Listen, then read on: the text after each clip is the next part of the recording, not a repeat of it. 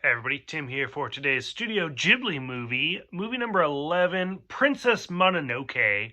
So, originally came out in 1997, and then I think the English dub came out in like 2001, somewhere in there.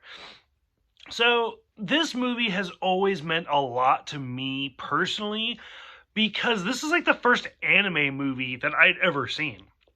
Now, I kind of grew up with a lot of like the classic stuff, like mostly Dragon Ball Z. And I mean, I still like Dragon Ball Z is like really important to me.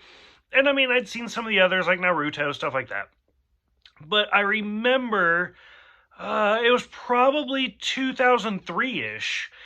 And my friend, I was at his house and he had the DVD of it. And I was like, what is this? Like, it's a cartoon.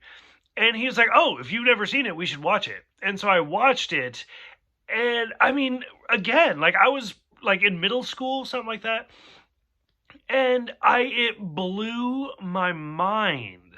Like I hadn't seen anything like this, like Kiki or Spirited Away, like stuff like I mean, obviously not Spirited Away, that hadn't come out yet.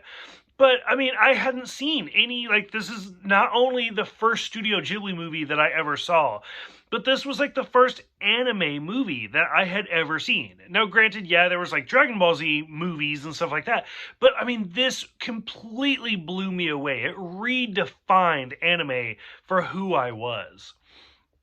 Now, as an adult, watching it years later, so many actors. I mean, Billy Crudup and Claire Danes, which, I mean, I think this might be the start of their relationship. Minnie Driver, who is fantastic. Billy Bob Thornton. Oh, God. Keith David, who is one of my favorite actors in general. Like, whether it be live screen, like, what is it, John Carpenter's The Thing, or even voice acting, where he's like, in Gargoyles, he plays Goliath. Gillian Anderson, which I had never even seen X-Files when I first saw this, still. And of course, like Jada Pinkett Smith is in this.